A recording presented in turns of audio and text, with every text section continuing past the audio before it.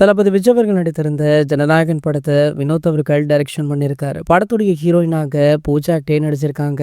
மமிதா பைஜூ, மதன் கௌரி அப்படின்னு பல செலிபிரிட்டிஸுமே நடிச்சிருக்காங்க. இந்த படம் பாத்தீங்கன்னா பகவத் கேசரி திரைப்படத்தை தழுவி எடுக்கப்பட்டுள்ளதாக சொல்லப்படுது. படத்திற்கு அனிருத் அவர்கள் இசையுமே அமைச்சிருக்காரு. ஜனநாயகன் படத்தை கடந்த ஆண்டு தீபாவளிக்கு ரிலீஸ் செய்ய பிளான் போட்டாங்க. பின்னர் ரிலீஸ் செய்திய பொங்கல் பண்டிகைக்கு ஒத்தி வச்சாங்க. இதனால இந்த ஆண்டு தமிழ் சினிமாவுடைய முதல் பிளாக் பஸ்டர் ஹிட் படம் ஜனநாயகன் தான் அப்படின்னு பலருமே சொன்னாங்க. ஜனவரி 9ஆம் தேதி இந்த திரைப்படத்தை வெளியிட பிளான் போட்டாங்க. ஆனா கடைசி நேரத்துல சென்சார் போர்டு இந்த படத்திற்கு சான்றிதழ் வழங்க மறுத்துட்டாங்களாம். அன்றைய தினம் ரிலீஸ் ஆகல. பின்னர் நீதிமன்றத்துல வழக்கு தொடரப்பட்டது. அதிலுமே படக்குழுவிற்கு சாதகமாக தீர்ப்பு வராததால படத்துடைய வெளியீடு மேலுமே தள்ளி போச்சு. இறுதியாக சென்சார் போர்டுக்கு எதிராக தொடர்ந்த வழக்க வாபஸுமே வாங்கினாங்க. சோ மறுதணிக்கை குழுவினர் படத்தை பார்த்துட்டாங்க அப்படின்னு சமீபத்துல சொல்லப்பட்டது. ஆனால் இன்னும் சென்சார் சான்றிதழ் வழங்கப்படலையா. இனி சென்சார் கிடைத்தாலுமே தேர்தல் நடத்தி விதிகள் அமலின்படி இருப்பதால ஜனநாயகன் படம் எலெக்ஷனுக்கு பின்னர் தான் வெளியாகும் அப்படின்னு சொல்லப்படுது. இதனால